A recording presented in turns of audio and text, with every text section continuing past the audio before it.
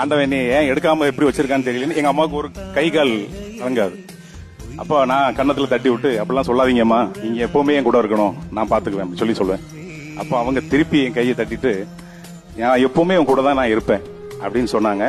சொல்லி முடிச்சு ஒரு ஜஸ்ட் ஒரு கால் மணி நேரத்துல அவங்களுக்கு திருப்பி மறுபடியும் வலிப்பு வந்துருச்சு. அன்னைக்கு ஹாஸ்பிட்டல்ல கொண்டு சேர்த்தோம்.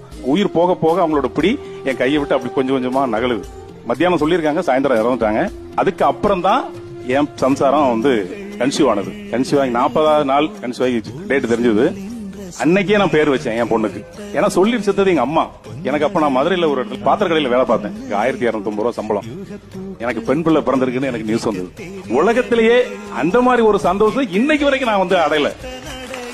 அன்னைக்கு மாதிரி ஒரு சந்தோஷம் இன்னைக்கு வரைக்கும் நான் வந்து அடையல. அந்த மாதிரி ஒரு சந்தோஷம் அன்னைக்கு தகவல் தெரிஞ்சு ஹாஸ்பிட்டல் போனேன். அந்த தொட்டிலத்தை போய் தான் பார்த்தேன். நான் அந்த முகத்தை பார்க்கும்போது எங்க அம்மா இறந்து எனக்கு வாக்கு கொடுத்த, என் கையில கொடுத்த வாக்கு தான் அந்த முகத்தை நான் பார்த்தேன். நான் அவங்களும் இன்னைக்கு அதே மாதிரிதான் என்ன மாதிரி எங்க தாய் இருந்தா என்ன எப்படி கவனிச்சுக்குவாலும் அதே மாதிரிதான். நான் வீட்டுக்கு வந்தா அப்பா எனக்கு உடனே சாப்பாடு வரும்.